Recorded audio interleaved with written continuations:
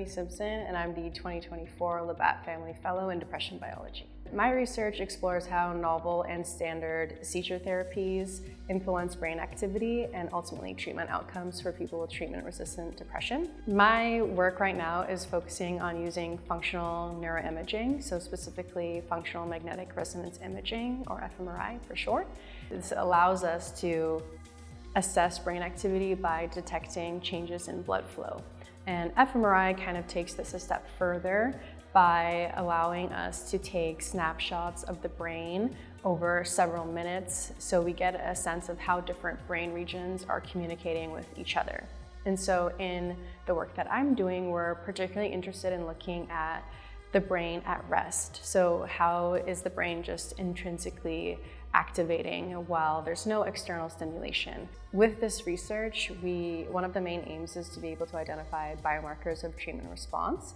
So one of the biggest outcomes that I see is being able to optimize treatment strategies for patients with treatment-resistant depression. So for example, can we take someone's baseline brain scan, so even before they've started seizure therapy, and predict who might be most responsive and who might be most responsive to electroconvulsive therapy versus magnetic seizure therapy, or who might not be a good candidate overall. So overall, I think this work will have a profound impact on being able to optimize treatment strategies, streamline primary care so that it can relieve the burden both for patients and families who are affected by this condition.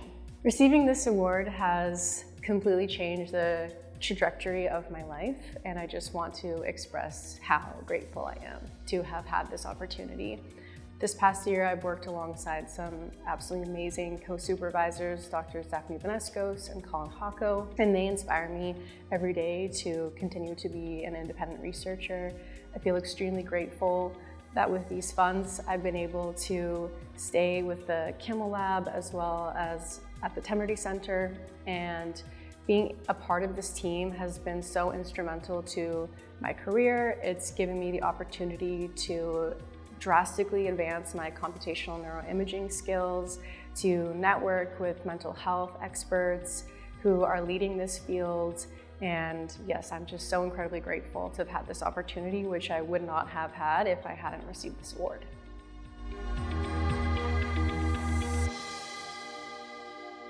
Okay, I'm actually gonna try not to cry because I actually genuinely am so grateful for this award.